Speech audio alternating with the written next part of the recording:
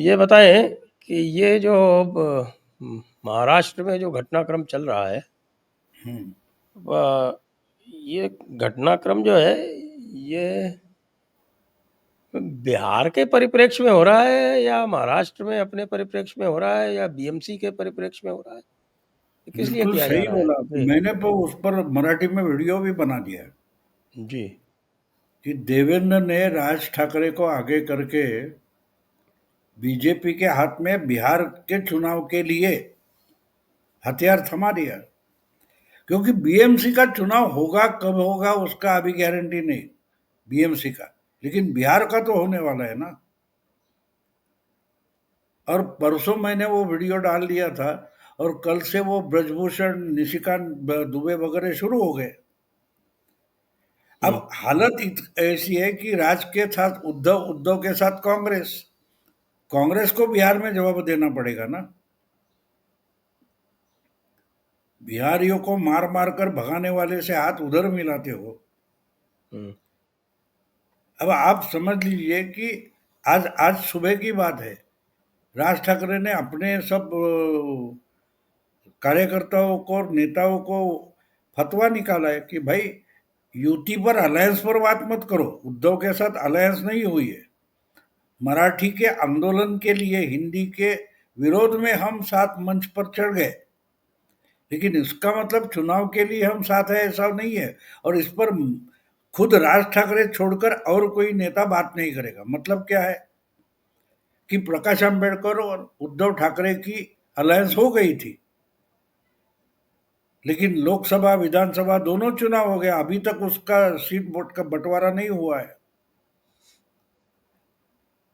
तो मतलब नहीं। साफ है कि राज को ढंग से आगे किया गया, उद्धव को ट्रैप में खींचा गया, और आप उससे कैसा निकलना, ये उद्धव के लिए समस्या है, कांग्रेस के लिए समस्या है। सुना कि आदित्य ठाकरे ने कहा कि नहीं नहीं, हमको जो है ये अ, संयम रखना चाहिए, इत्यादि इत्यादि। क्या हुआ?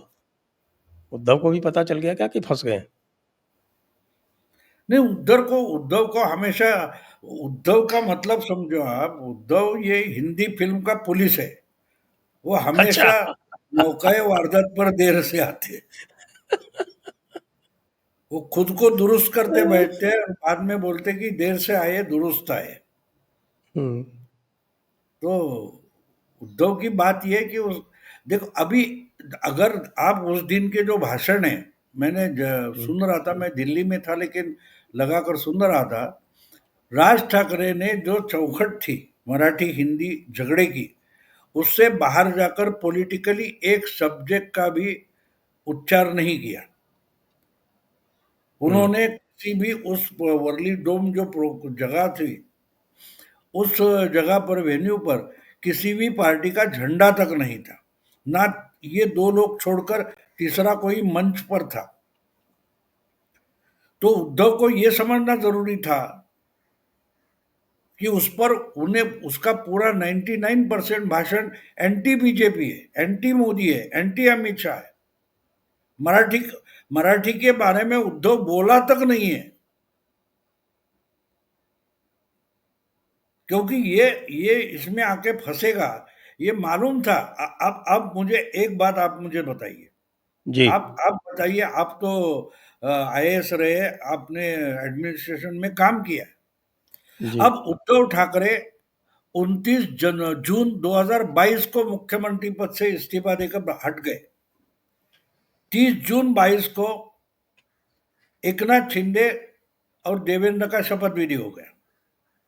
उसको अब बिल्कुल 3 साल हो गए, और ये मामला जो उभरा है उसके बारे में हवा बनी।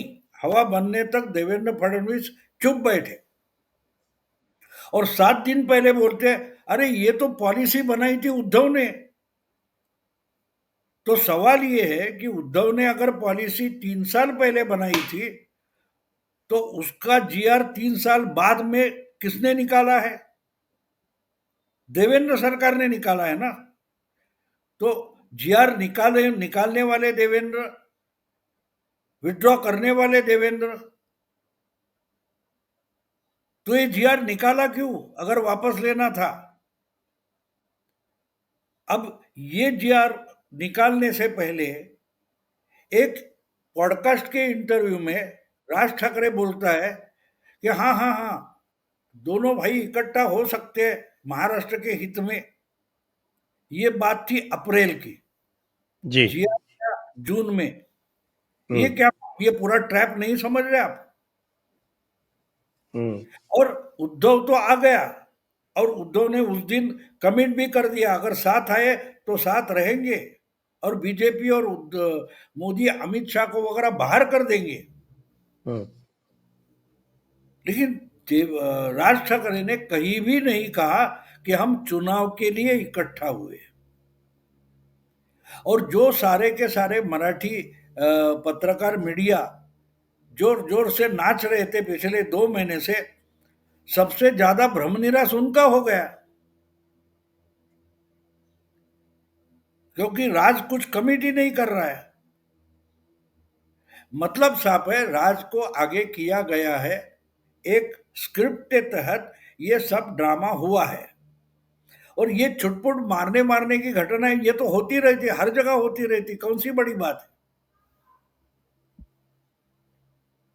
तो एक एक सवाल कोई भी पत्रकार क्यों नहीं पूछ रहा है इनसे, देवेंद्र से या बीजेपी सरकार से, कि भाई आप अगर खुलासा कर रहे हो कि ये त्रिसूत्री भाषा की पॉलिसी अगर उद्धव ठाकरे के जमाने में हो गई थी, तो 3 साल जीआर निकालने को किसने रोका था, या कैंसिल करने को, या पॉलिसी कैंसिल करने को किसने रोका था?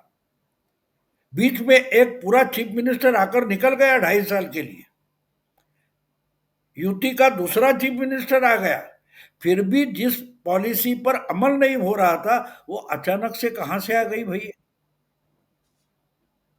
तो ये असली खबर है, और ये असली खबर जिसको नहीं पता चलती उसको तो पहला मराठी पत्रकार बनाया जाता है, जर्नलिस्ट बनाया जाता है, मीडिया में लिया जाता है, क्योंकि उसको खबर क्या है उसका ही पता नहीं है। और मराठी मराठी मराठी चिल्ला रहे थे।